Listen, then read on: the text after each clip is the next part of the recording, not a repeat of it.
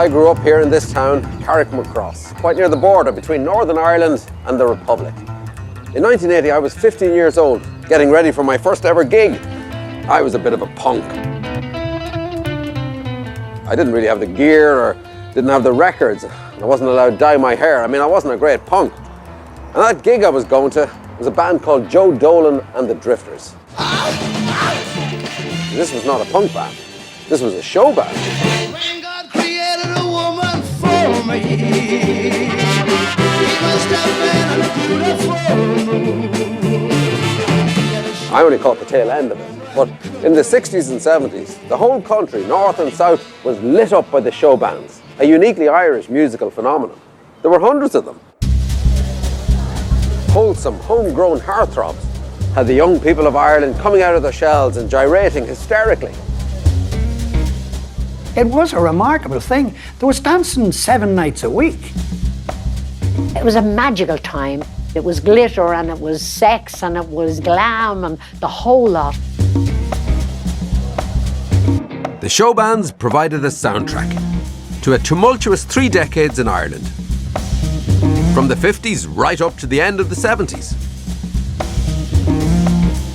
A time of fierce poverty, cultural isolation, clerical dominance, and sectarian violence.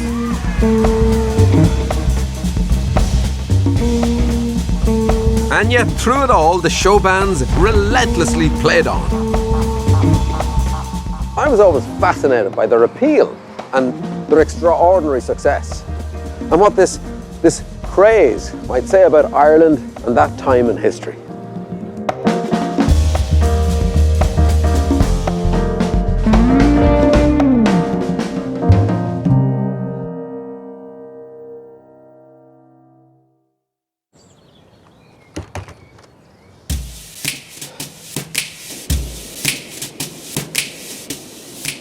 So what exactly was a show band?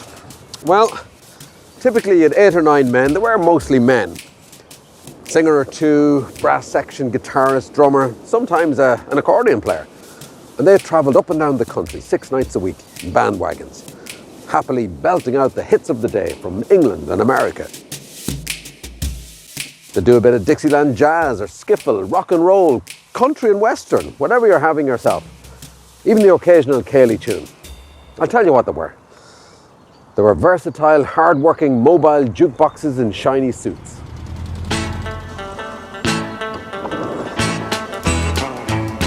A little boy is what my daddy wanted. A little girl just didn't fit his plans. They were playing the music that the younger people were listening to on the radio. People could hear a song that day on the radio and the band would be playing it that night. And suddenly overnight, people picked their favourite band and they followed them all over the country. The biggest band on the scene was the Royal Show Band from Waterford, led by the fresh-faced country boy Brendan Boyer. The lineup of our band is the typical show band lineup in this country. I think when people go dancing here, they expect some entertainment as well as music for dancing. In their heyday, the Royal drew crowds of 3,000 people to their nightly shindigs.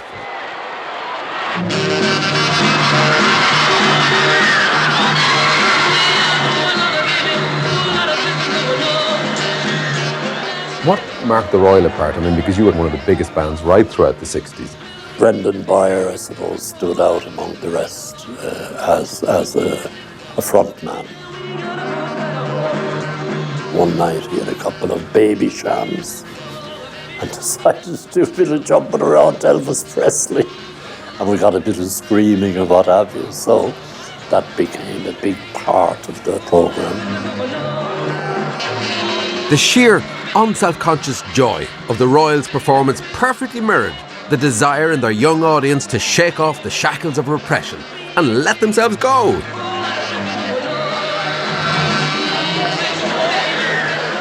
Whenever I think of the Royal Show Band, I just think of this bombardment of noise.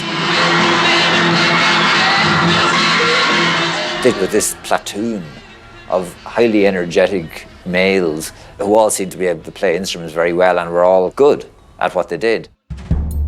The Royals' biggest rival was the Miami from Dublin, led by singer Dickie Rock.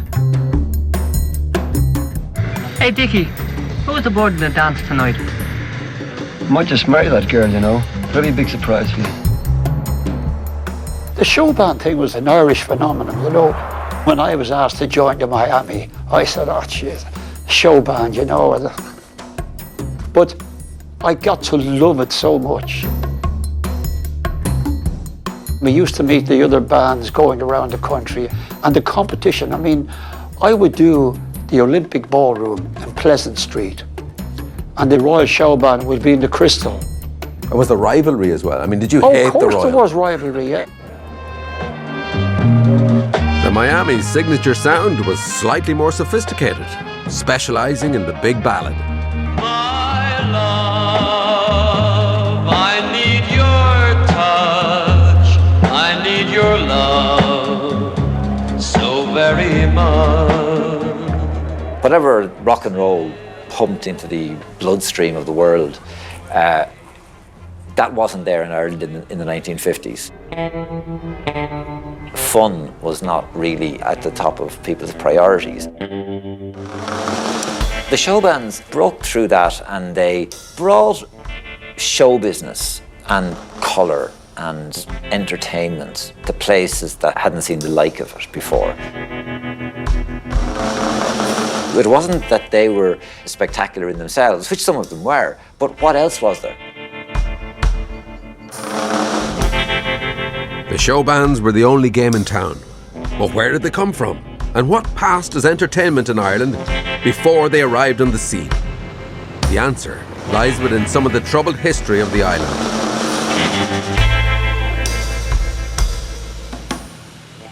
It should be said, Ireland was divided. The south over there was mostly Catholic and nationalist and economically stagnant, whereas the north over there was part of the UK, and as a result economically not so stagnant, more prosperous. The north was dominated by the Protestant Unionist majority, but the one thing that united everybody on the island was itchy feet, the urge to dance. Down south, dancing was of the strictly Irish céilí variety, as prescribed by the state.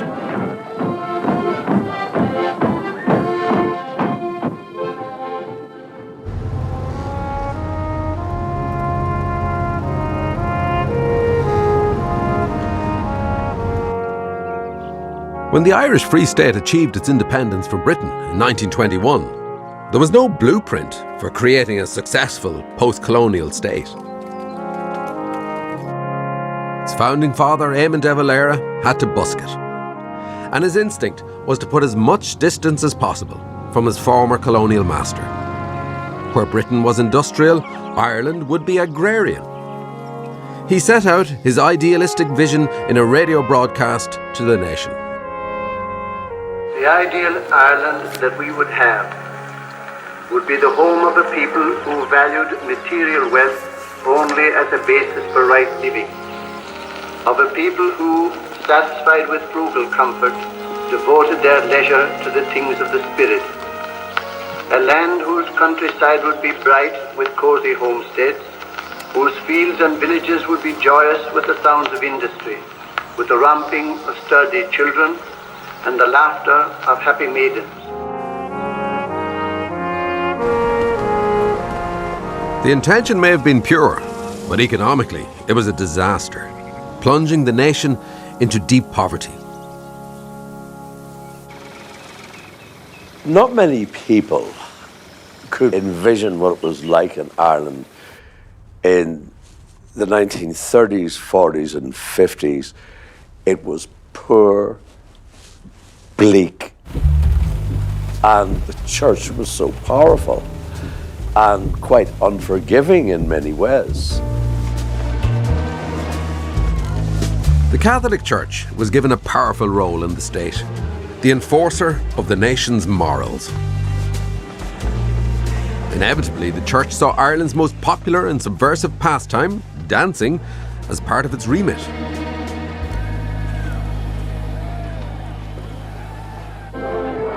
But dancing, for the most part, happened in private houses, which placed it beyond the reach of the local priest.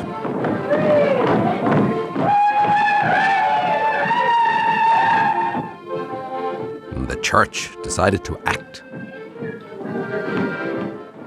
I go to church on a Sunday. They passed an act in the Republic of Ireland that ballrooms had to be licensed. Now, not for drinks or anything, just purely for dancing.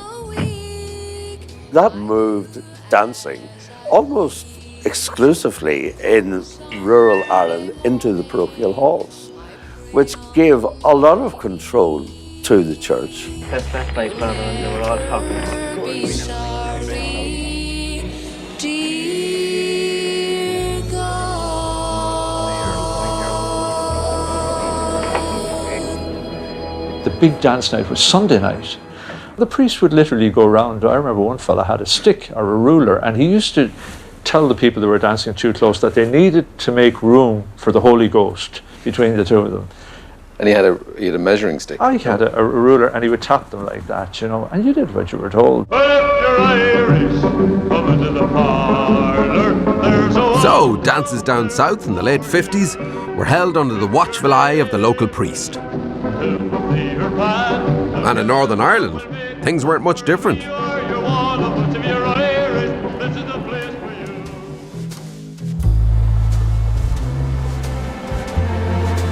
Although Northern Ireland remained a part of the United Kingdom when the Republic achieved independence, like the South, fun up north was clerically policed, just by a different denomination, a fundamentalist strand of Presbyterianism.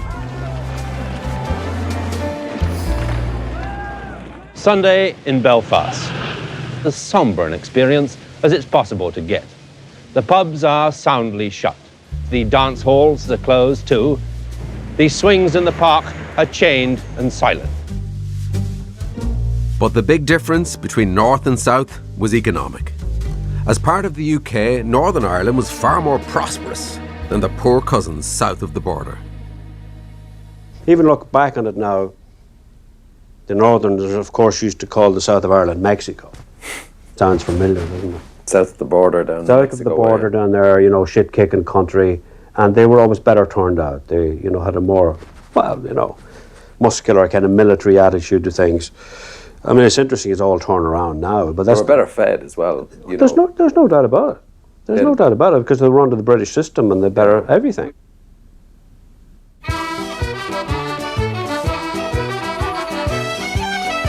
It was no shock then that the more sophisticated North would ignite the showband's spark.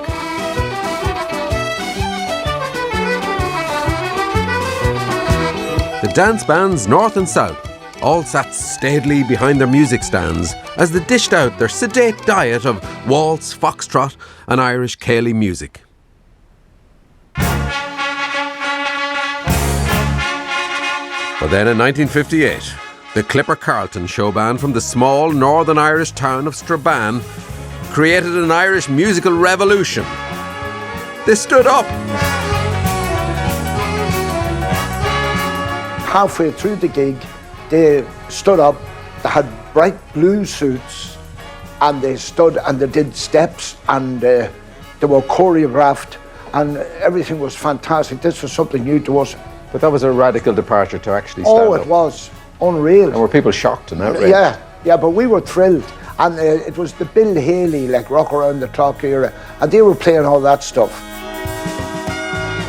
Why the Clipper Carlton, who started the showband thing, were called a showband, was because they put on a show. And in the middle of a perfectly ordinary night of dancing, they'd put on daft headscarves and baggy trousers and do sort of rural comedies, and then they'd go back to being an ordinary band again, and that was the show. Gradually that name got applied to any band that was standing up and bucklepping about. And so the Irish showband was born. And boy, did it take off.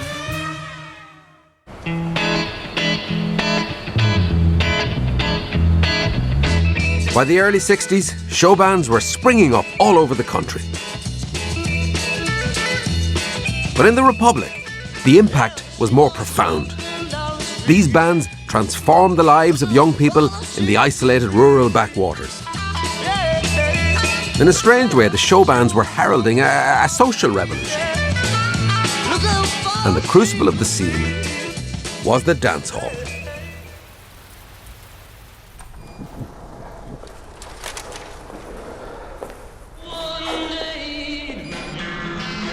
This is one of the best known dance halls in the West.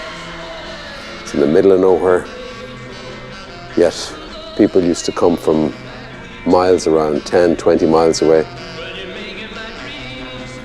That would have been the mineral bar over there. Of course, all these spaces were alcohol free. You could just get fizzy drinks and sandwiches and tea. That was it. All the women sat along this wall, waiting. The men would hang about in groups over there, eyeing up the ladies. When the band started playing the right song, then the stampede would begin.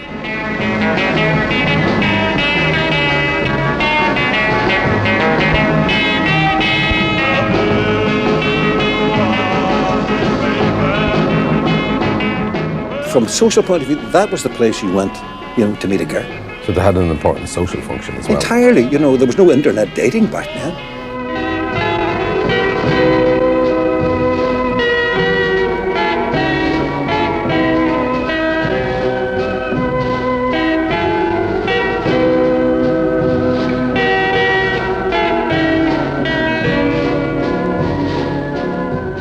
Big show bands, whether they knew it or not, were, lubricants in getting men and women together to some degree.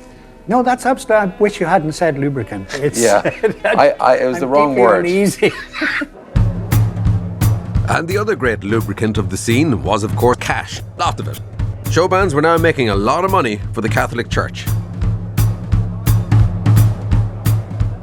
Oh, commercially, it did very well for the church. You could have as many as 1,500, 1,600 people on a night. I mean, that was a huge amount of money. But it also opened up the doors to entrepreneurs, business people who would look and say, there's money to be made in this.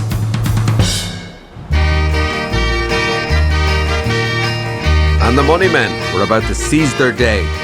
The country was under new management and an economic revolution was underway. Ireland swings like nowhere else can. Swings to the sound of the big show band. Dublin and Belfast and village and town. Everywhere swings to the big, big sound. I get the impression that Dublin was really swinging in the 60s. Maybe not swinging exactly, but gently swaying in the winds of change. Big show band. Drifters, Miami, the Royal Blues. The government, led by Taoiseach Sean Lemass, had a drive to modernise the country. We started off with the assumption that freedom alone was enough and that in freedom, economic difficulties would right themselves. We found out the hard way that this wasn't so. Daring postmodern buildings like Liberty Hall shot up. Factories were built. Cork, Galway, Limerick, and village or town. Everywhere swings to the big, big sound. German companies were particularly welcome. The likes of Krups and the pencil people, Faber-Castell and Volkswagen, they built an assembly plant here. So for the first time, people had jobs. There were more cars, people had spare change in their pockets.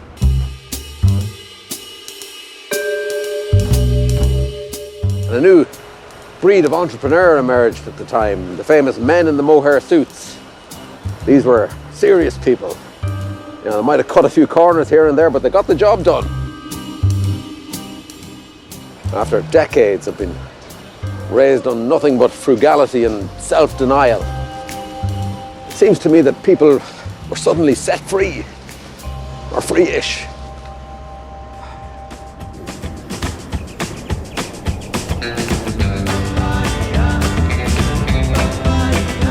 This freedom suited the new breed of businessman, identified by their expensive garb, the so-called mohair suit brigade. Soon they launched a hostile takeover of the huge showband business. The parish hall was history. Enter the Irish ballroom proprietor. These canny businessmen launched a construction project right across the country that could only be described as speed building. Well, the ballrooms were put up overnight to cash in on this phenomenon that was the showband days, you know what I mean? And the crowds were flocking into these places.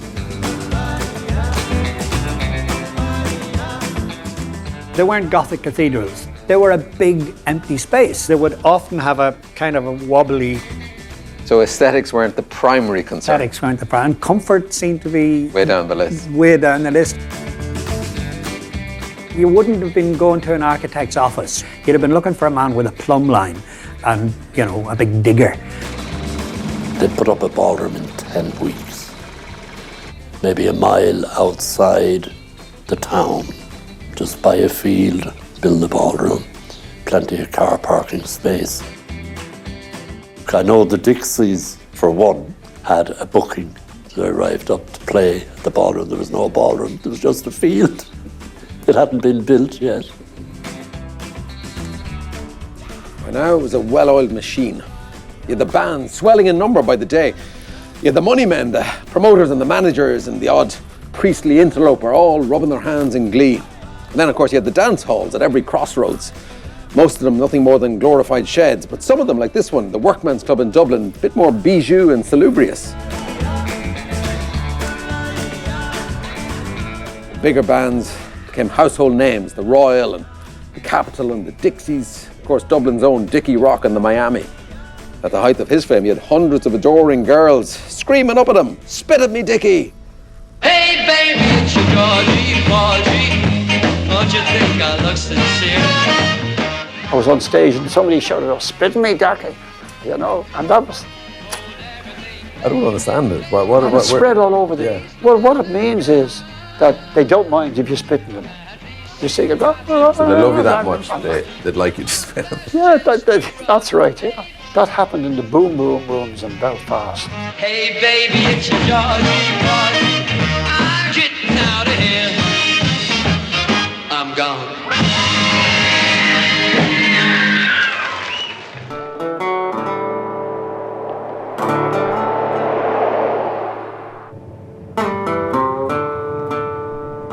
The showbands were every bit as popular in the north as they were in the south, despite the onset of what became known as the Troubles in Northern Ireland.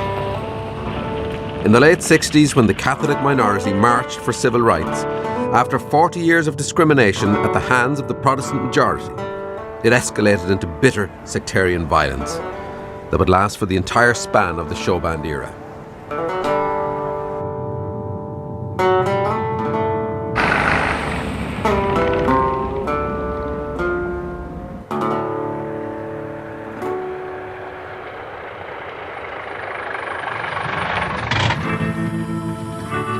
The showbands themselves seem to have some sort of special status.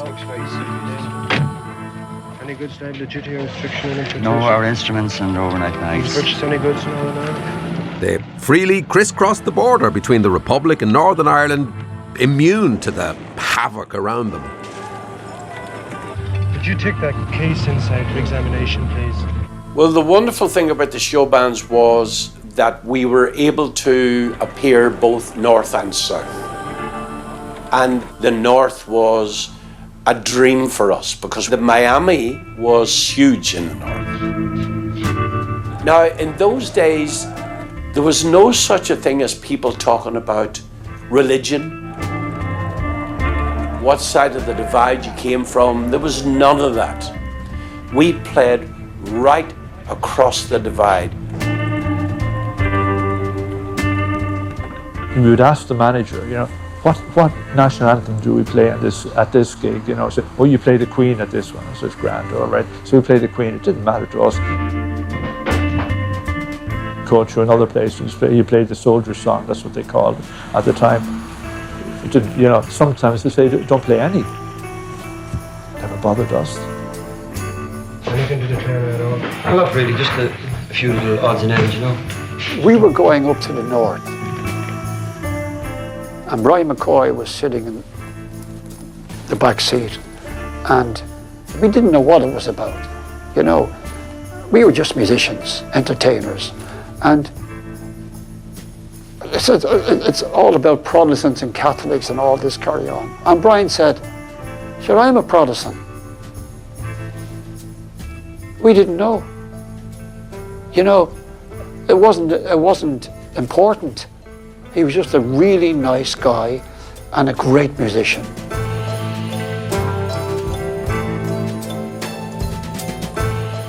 A show band is the perfect blueprint for integration, for working together, and even today where we need to reconcile with each other. If you take the show band model, it's the perfect model.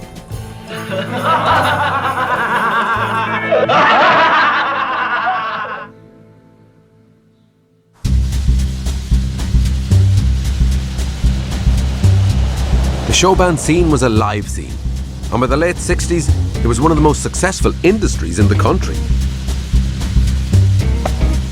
All of a sudden, it's a phenomenon. 650 full-time professional bands. Now, these would have been, at a minimum, 8 people in the band at that time. And along with that, they would have had a manager and a road manager. So that's 10. So that's 10 by 650. If they had a girl in the office, you're looking at about 7,000 people. 700 bands. That was 700 wagons. That was 8 fellas in each band getting suits done. When they went to a town, the crowd that came in there, ladies' hairdressers, boutiques selling clothes, filling stations, bars in the town, everybody benefited from it. We would have had people supplying the equipment, you had ballroom managers, catering. Soft drinks, minerals and all that sort of stuff. It was a huge industry at the time. It was a £6 million industry back then, which was, you know, fairly big. Yeah. Big business, my understanding. Yeah, well, everybody was getting a few bob out of it, you know. It was a magical time. It was like a bomb exploded, and it was glitter, and it was sex, and it was everything, and glam, and the whole lot. By the late 60s, the showbands had their very own Top of the Pops type TV show on RTE, the national broadcaster. And Spotlight magazine, dedicated to the comings and goings of the bands, was the biggest selling weekly in the country.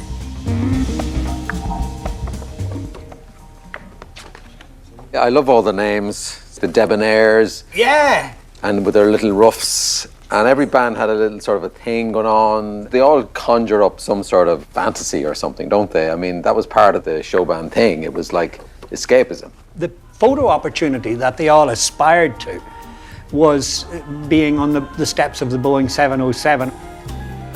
What we have here is the Mayo Showband, the Riviera, arriving at Dublin Airport after an English tour. They don't look like they were ever on the Riviera or they'd ever left Ireland, you know. Showband used to always have fake tans. You know, so they always looked like they had just come from someplace incredibly exotic. We arrived at the gigs in a pink Cadillac, the length of O'Connell Street, and we would turn up to Bohola and Westport and Claremorris in the pink. They must have thought we fell out of another planet. If I had my life to live over. There was some awareness that you were a big star, I mean, in a band. It was, so really. that must have been a big deal at the time, was it? It wasn't. You see, what people forget is because you were in the entertainment business, we worked so hard. We were doing 5 and 6 nights a week. Now, if we were in Killarney or anything like that, we were talking 5 hours on the road. We were often driving home from places at 9 o'clock in the morning, and we'd see people going to work. Now, I had to be up at 12 o'clock because I had to do my hair. That was a monster in itself.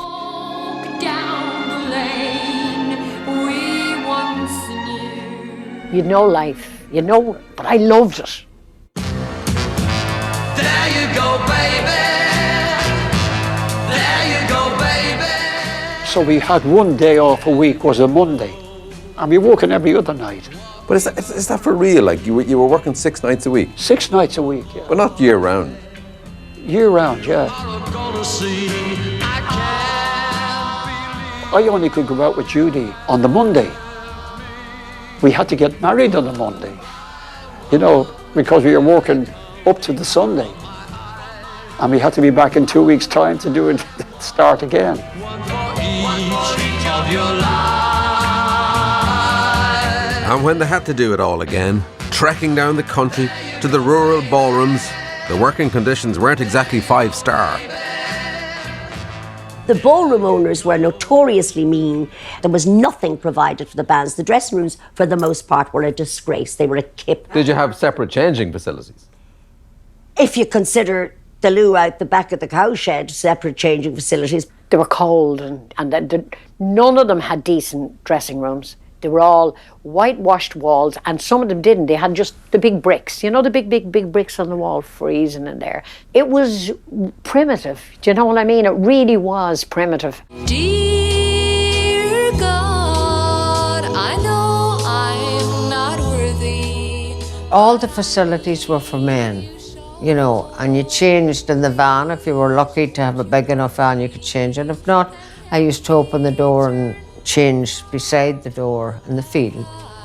And I remember one night, and I came out, I was looking to go to the toilet. And one of the committee, he came over and he says, are you looking for something, Margot? And I says, I was just looking for the toilet. And he says, down you go, down there. And he says, you just have to put it to the wind. You know? And he started to laugh. But I mean, that was the way it was. But you had to be on stage at 9 o'clock. Even if there was nobody in the ballroom, you'd still have to start. You're saying, da-da-da-doo, da-da-da-da-da-da. And it wasn't just the basic working conditions of the ballroom that rankled. The proprietors pulled every trick in the book to hold on to the lion's share of the cash. You'd look down into a ballroom some nights and you'd say, God, there must be 1,500 or 1,600 there. And you go down afterwards to get paid and your man say, well, that was a great night, Paddy, we had 1,100, you know. Then the row would start. Oh, Jesus, now, Paddy, crowd wasn't what we thought. The crowd wasn't what we thought it'd be. Who could he have fitted in? You couldn't have got your granny in. It was so jammed. So it was ruthless. And it was all cash. I mean, there was like... All cash, yeah. So there must have been like bags of cash. Oh, yeah. Cowboys. Well, those cowboys made a lot of money out of us, I can tell you. They all ended up very wealthy men. I remember one night I went back up to the ballroom proprietor and he was counting the night's money. They used to have it in biscuit tins. I'm not joking, biscuit tins with cash oozing out of the biscuit tins. And here was this gentleman wearing, you're too young to remember, Ardal. The bus conductors then used to wear a leather satchel, real old worn leather satchel for their coins in it across. And he had a bus conductor's satchel. Could anybody have told me back then that one day I would be entertaining him in New York as an adult in the Marriott Marquis in Broadway when he would be Albert Reynolds, the Taoiseach of Ireland? Wow. Ladbrokes wouldn't have put money on that. So the money flowed from the packed dance halls, 6 nights a week, 52 weeks a year. Well, actually, it was 45 weeks a year. For 7 weeks in the run-up to Easter, the halls fell completely silent.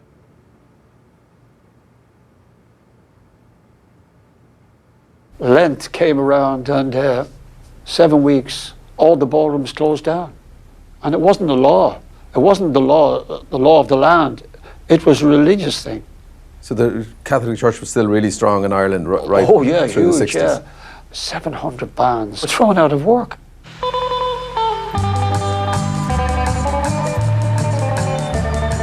But all was not lost for some of the 700 odd bands thrown out of work during Lent.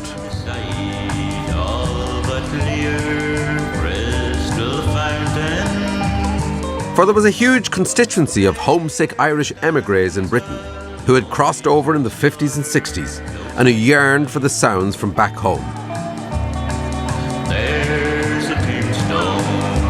The most popular bands playing the British ballrooms were those who specialised in what was known as country and Irish, a highly sentimental showband take on American country music, spearheaded by a Monaghan farmer, Big Tom, and his band, the Mainliners.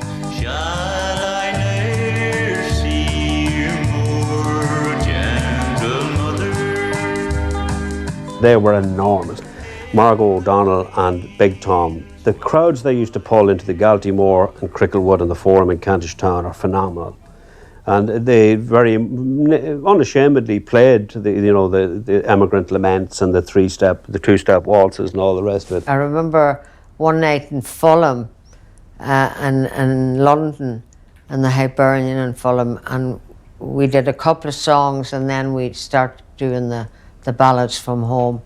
And they were 100 deep at the stage, and they started, crying and thinking about home and thinking about their people. And I remember the guitar player that I had, he was from Ballinrobe and County Mayo, Kieran Murphy, and he walked over behind me and he said, "You have them now."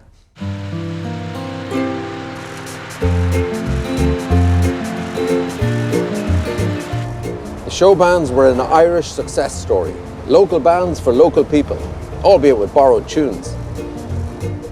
Because they could make such a good living here, they didn't feel the need to travel. They played exclusively in Ireland during the Lenten season to Irish communities in England. But that was it. Apart from Las Vegas.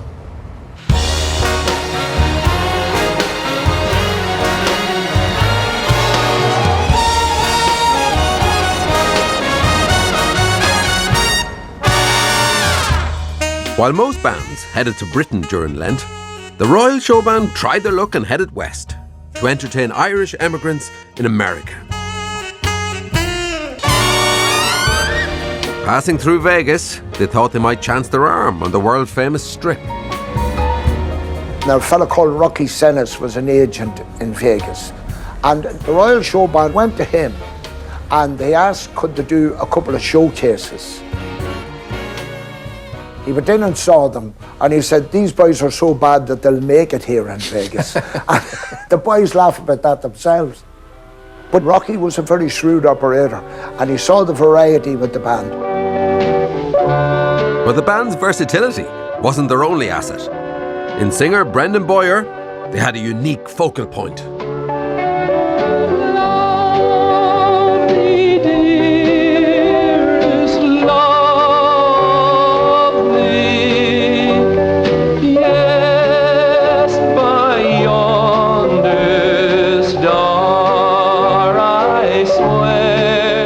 Brendan used to love doing the Irish ballads, and that made him different to the other lead singers. Probably helped in Vegas having the ballads as well under your... Oh, they loved it. Yeah. They actually loved it. They loved it, yeah, in Vegas, yeah.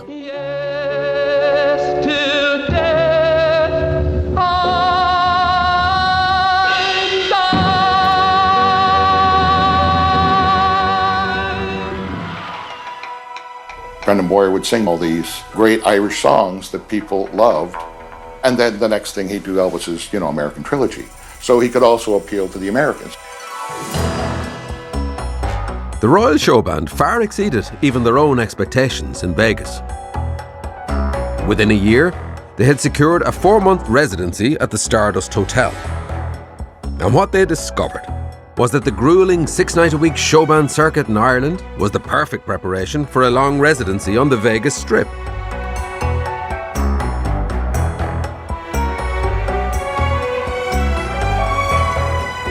Well then, right at the height of this unlikely success, Brendan Boyer dropped a bombshell.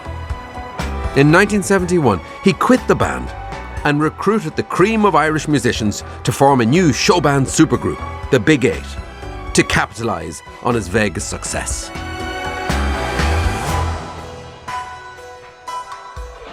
When they were buttering me up, offering me the job, and they're telling me that this Irish show band are huge in Las Vegas, I thought, what a pack of chancers. This is the best spin I ever heard to get me to join anything. Oh my God. Oh my God, I could not have been further from the truth. When I got out there, I was astonished. Over here you had Gladys Knight in the pits doing a late night show. Over here, Kenny Rogers in the first edition. There'd be a couple of dozen people scattered at tables. Our show, the queue would be 2/3 of the way down the Stardust Casino.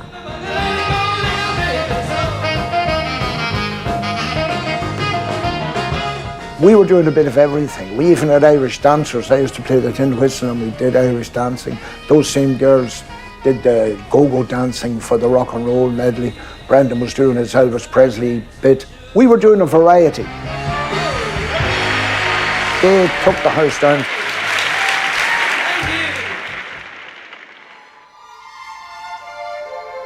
Back in Ireland, meanwhile, the other show bands watched in awe at Brendan Boyer's triumph in Vegas.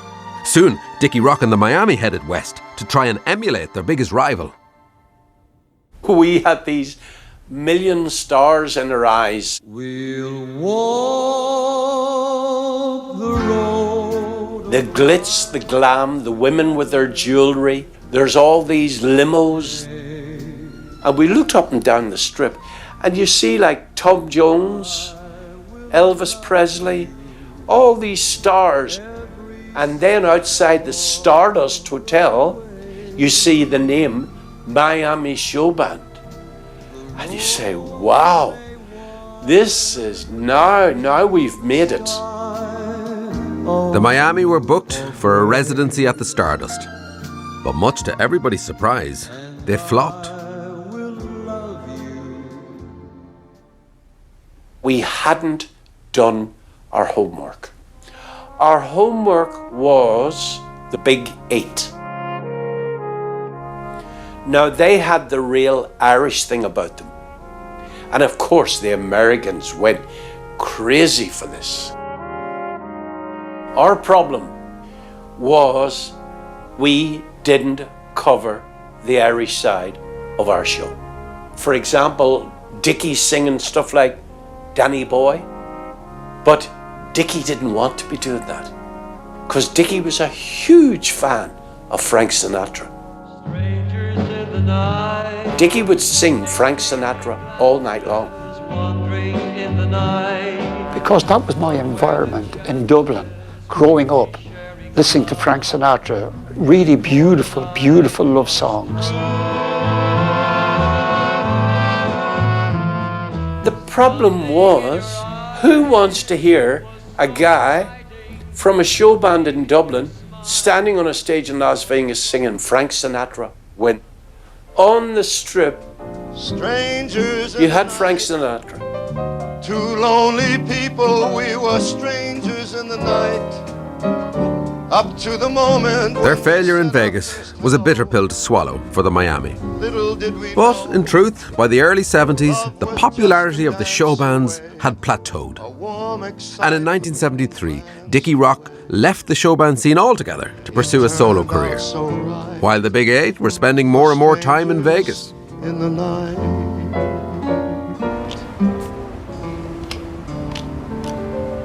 Very nice, gentlemen. Very nice. Dangers in the night. Now, I haven't done that song in a long time.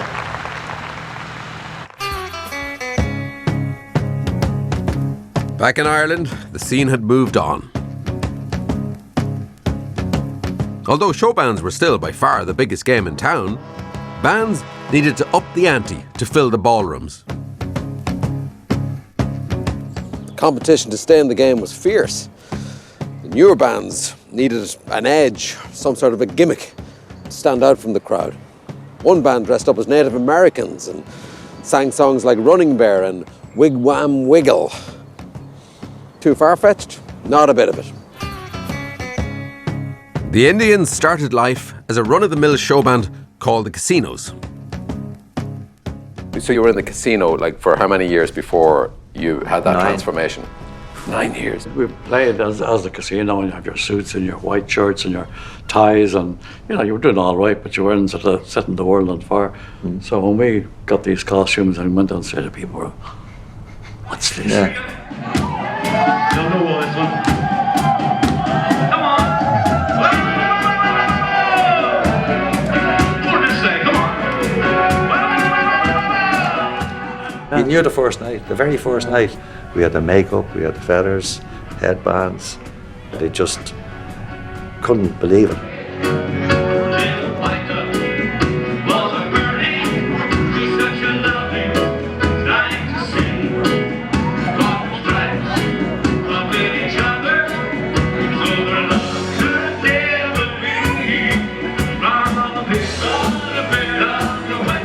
The major success of the Indians, still on the road today, was taken a stage further by a succession of acts, many of whom would challenge today's convention of political correctness.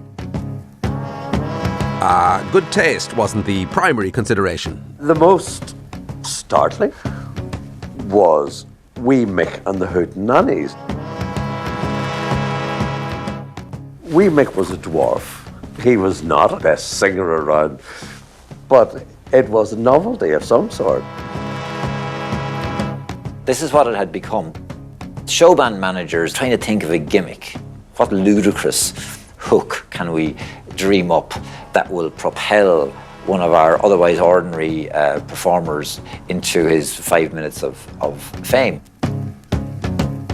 Turning yourself into an Indian, that's relatively simple, but a Zulu, that's full body paint. That's as much boot polish as you can put in the back of the Transit.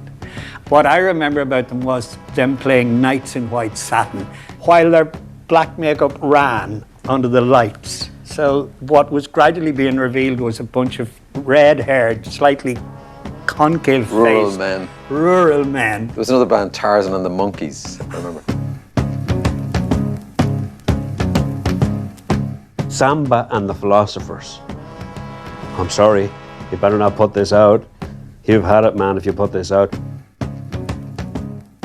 A lot of the times it was pathetic to see it because we used some of the fellas in those bands were good musicians. But it's wonderful what you'll do to survive. And that's what they were doing. But the Miami Showband never wavered from the pop roots and were bigger than ever.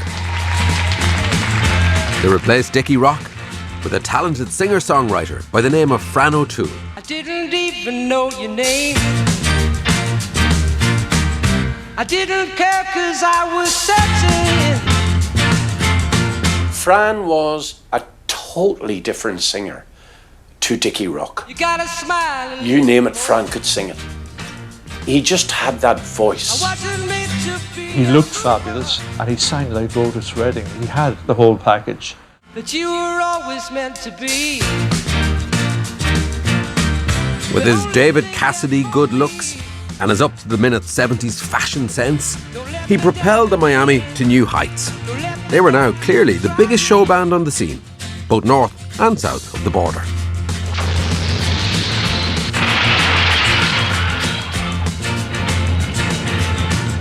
I tried so many times before. Somebody says it's getting better. Despite a huge escalation in violence and sectarian murder in Northern Ireland, the show bands remained untouched, and the Miami bandwagon transcended the border as it always had done. There were terrible things that were happening, but as entertainers, we stayed away from politics. Our goal was to provide 2 hours of entertainment to put a smile on the face of those people in Northern Ireland who were going through a horrible time. In the early hours of the morning of the 31st of July 1975, the Miami were heading back across the border after delivering their 2 hours of entertainment to the young people of Banbridge in Northern Ireland. We did that gig and it was good. Looking forward to the next day off, and we headed off back down to Dublin. Relatively short journey. Within 15 minutes, we were flagged down at a place called Busk Hill, which we'd been used to throughout Northern Ireland. We'd been stopped at many, many roadblocks. We were asked to get out of the van. Soldiers that were there with the automatic weapons were friendly and they were joking with us. What we didn't know is that there was 2 men planting 10 pounds of a gelignite explosive under the driver's seat. While they were planting this thing, these 2 men it went off prematurely and blew them to pieces. I mean, there was little or nothing left of them. It blew me over the ditch and it blew me into the field below. And I lay face down and all I could hear was screaming, shouting, gunfire. It was pandemonium. When I hit the ground, everybody else hit the ground on top of me. And what I didn't realize was that I had been shot. I had been shot in the right hip with what they call a dum-dum bullet, which explodes inside you. It's made to explode on impact. It exploded into 16 pieces. It did a lot of damage. When I was younger, I used to watch Vietnam War movies. And the GIs used to lie face down in the grass and stay there as long as you can and hold your breath. And that's what I did. I remember the lads asking not to be killed. Soldiers jumped down and gave them a terrible time. Brian died very quickly. But the others, Tony and Fran, I remember them crying out. Is it true that they actually shot Fran in the face? They shot Fran 22 times and 17 of those bullets were in his face, yeah. This is our good-looking singer that I had been playing on stage with an hour beforehand. The savagery of it was unreal. I did hear one of the gang shouting, "Are you sure all those bastards are dead?" And I panicked because I thought they were going to come back for me and kill me. They went around methodically and they were kicking the bodies and firing into dead bodies with their revolvers. And came over to me and I thought he was going to fire into me, but somebody on the road shouted, "Come on, we got those bastards with dum-dums, they're dead." And instead of firing into me, he turned out, I pretended to be dead. He just turned around and walked away.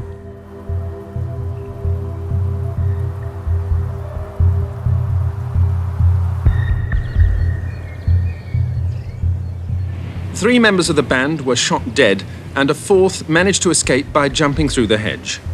The bodies of two other men were discovered near the wreckage of the van, which had been destroyed by a bomb. Tattoo marks identified them as having been members of the Protestant Ulster Volunteer Force, the UVF.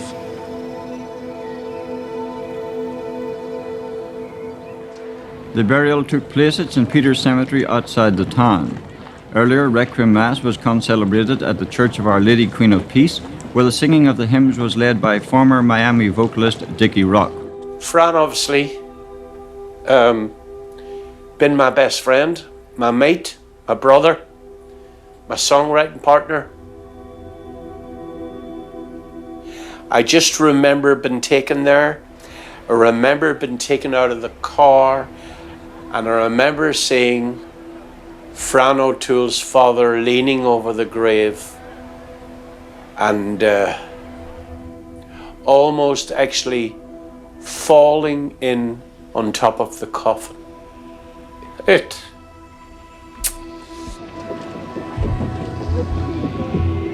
was horrific what happened that night. That was the night the music died in the north and people stopped travelling into the north, because something that was so rich and beautiful, and I don't think anybody that was part of it could ever forget it.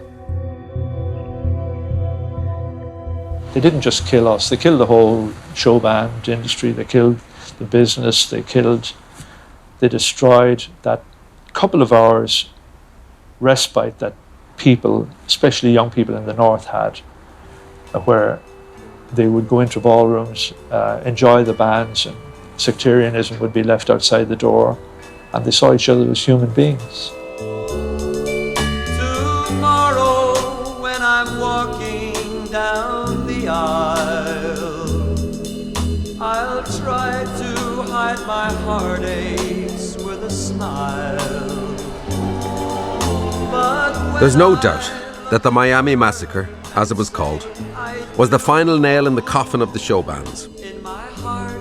But the harsh reality is, there were other factors that played into their eventual demise. Hotels and bars were granted entertainment licenses, which meant that people, for the first time ever, were able to dance and drink at the same time in the same place, in some degree of comfort.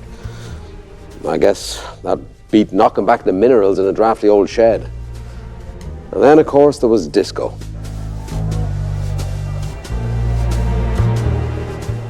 Yeah, one cheesy DJ was a lot cheaper to hire than 8 or 9 blokes in well-worn suits. Or maybe this was just a case of the natural evolution of the entertainment industry. Tastes change, people move on. You know, the show bands had their day. They exploded into life and they burned brightly for a decade or more and then just fizzled out. That's just the way it goes.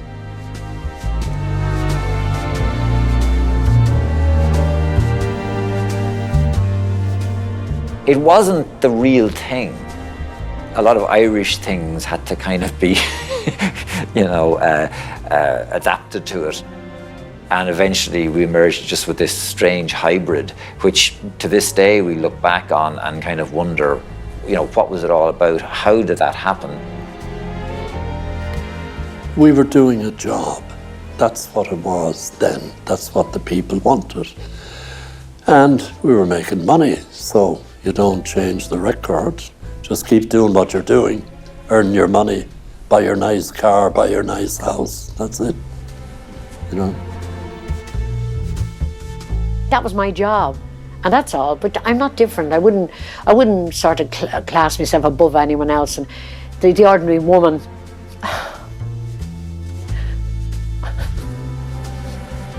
the ordinary, woman in the street who struggles and never makes it. I feel so blessed. You know what I mean? When I think back on all the women, and my mother and all, they struggled. There was no glam. There's no show band archives. It's like the ballrooms themselves. It happened, it was there, the ballroom was knocked down. There's not even a marker to say this is where the ballroom stood. It's just an empty field. And the people who are young today will never know that was the Mecca where their parents met and love was kindled. They'll never know that, and therefore never understand what the era meant to the people that were alive then. For a time, the show bands, glamorous yet unpretentious, they enabled Ireland's youth to dance away their cares. I mean, they'll probably never be remembered with the same reverence as our great writers, or they'll never be mentioned in the same breath as the likes of Van Morrison and U2. But I think it's fair to say they're a true reflection of the culture at that time. In a country that was still finding its feet in the modern world. Above all, it was just a bit of fun.